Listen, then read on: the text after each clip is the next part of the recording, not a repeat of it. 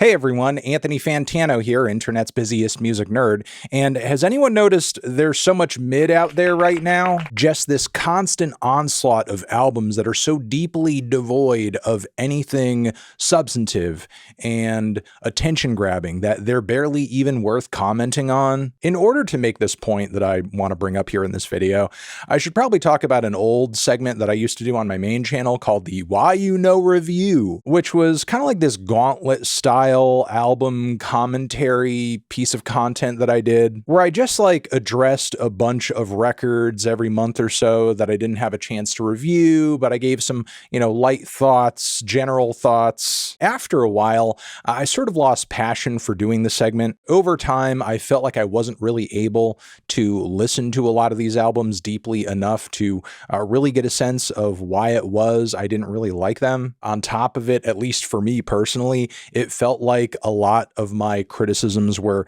kind of growing samey on a lot of these records. The fact is, at the end of the day, even though it is my job to come on here and have opinions of certain songs and projects and artists' works, not every album that is out there is going to elicit a strong and in-depth reaction from me. And in addition to all of that, the other thing that was making this segment difficult to continue pulling off was just the sheer amount of albums that were being dropped every month, many of which I may have done a full-length review of were we in a time period where less music overall was being dropped week to week. We're currently at a point where more music is coming out in a single day than in an entire year in the 80s. Now, this intense amount of music content saturation is something that has been long predicted by the music industry and the streaming industry, and has mostly been painted as a good thing. In fact, if you dig back into any search engine, you can find any number of articles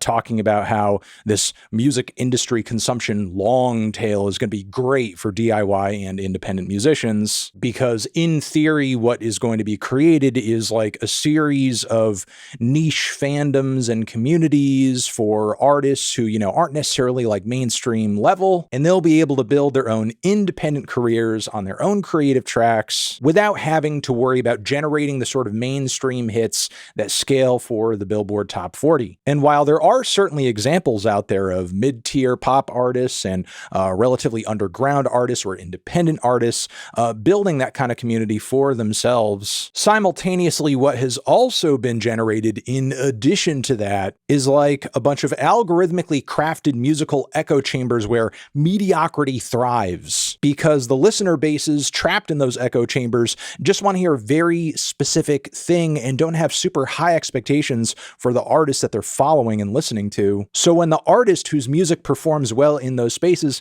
comes out with a new record that is frankly boring and unambitious and terrible, there is little or no downside to them releasing music that frankly is bad or broadly unlikable, because all that matters in terms of gaining commercial success is that you're feeding that confined niche of listeners. Case in point, the new Gunna album. And yeah, while it is true I've never really cared for this man's music too much, still listening through to this new LP, there's not really anything here that this album adds to his catalog. Not only in terms of the overall sound of this project just being so similar to recent releases he's put out, but also on top of that, a lot of the instrumentals across the record sound nearly the same as well. And again, in a different time period, in a different paradigm, I feel like this is a record that would have been getting torn apart. And yet, from what I understand, this new Gunna LP still did 80,000 first week. And look, this issue that I'm talking about is not strictly a Gunna thing or strictly even a hip hop thing. Also take, for example, the new Maroon 5 album, which is such a dismally basic and plain project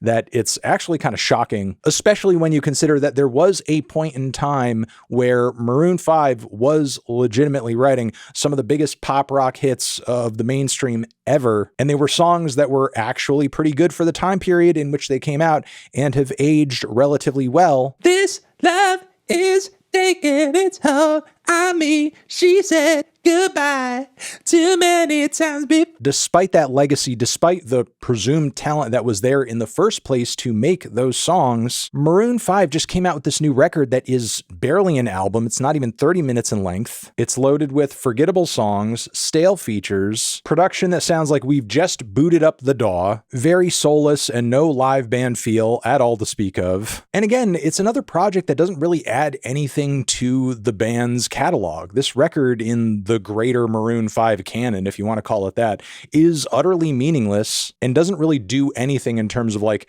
contributing to the story of their sound or even their biggest songs. And then finally, I think the most shocking instance of all of this right now at this very moment is the one and only Alex Warren, a new breakout singer and songwriter who we talked about recently on the channel due to his #1 hit, Ordinary, just going so hard commercially. In fact, it's still the #1 song in the country now. This guy just dropped his brand new album, and there is just so little discussion about it. I mean, sure, people who are general music fans that I've been aware of, who do music reviews, have not had very positive things to say, but the discourse generally around this album, from what I've seen, is pretty small. Like, little to no passionate music fans that I follow or am aware of seem to be going crazy for it. But also on top of that, there doesn't really seem to be that much interest in pulling it apart either. And again, to me, that's surprising when you actually look at the pretty immense commercial success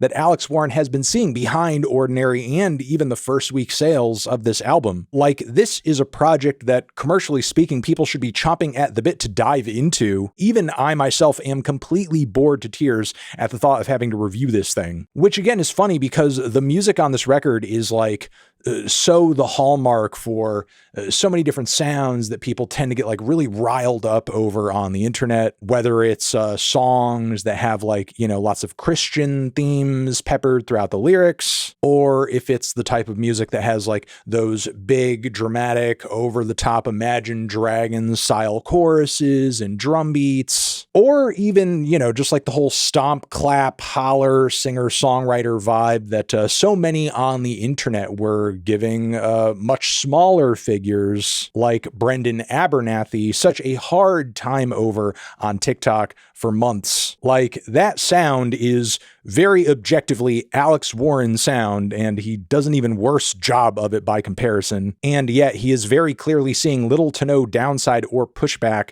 to coming out with such an offensively bland and corny and cliche record. So yeah, again, I'm just shocked at the amount of mid out there right now in the music space. And again, I'm not saying that there weren't instances of mediocre records dropping prior to this. What's kind of changed and what's making me kind of like zoom in on it a little bit right now in this video is that the sheer amount of it is becoming overwhelming, frankly. But yeah, there's just so much mid out there right now, and it's just more and more of it. Let me know what you think about all this down in the comments. I'm sure you will. Over here next to my head is another video that you can check out. Hit that up or a link to subscribe to the channel. Anthony Fantano, mid forever.